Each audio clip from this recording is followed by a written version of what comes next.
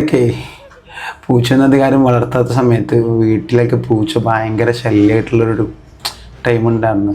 ആ സമയത്തൊക്കെ ആളുകൾ എന്ത് ചെയ്യുന്നത് വെച്ചിട്ടുണ്ടെങ്കിൽ പൂച്ചനെ എവിടെയെങ്കിലും കൊണ്ടുപോയിട്ട് കളയാറാണ് സാധാരണ.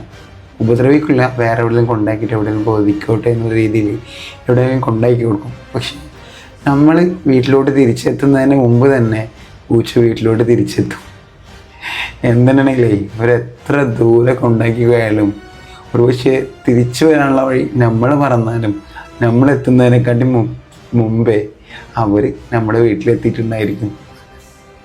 സംഭവം ശരി തന്നെയല്ലേ? ആ പൂച്ച നമുക്ക് അതിൻ്റെ വീട്ടിലോട്ട് തിരിച്ചെത്തുന്ന എത്ര ദൂരത്തുനിന്നാണ് കറക്റ്റായിട്ട് ആ വീട്ടിലോട്ട് എത്തിച്ചേരുന്നത് നോക്ക്. എന്തിനല്ലേ ഇവരെ മൈൻഡ് ഒരു മാതിരി ബുദ്ധിനല്ലേ.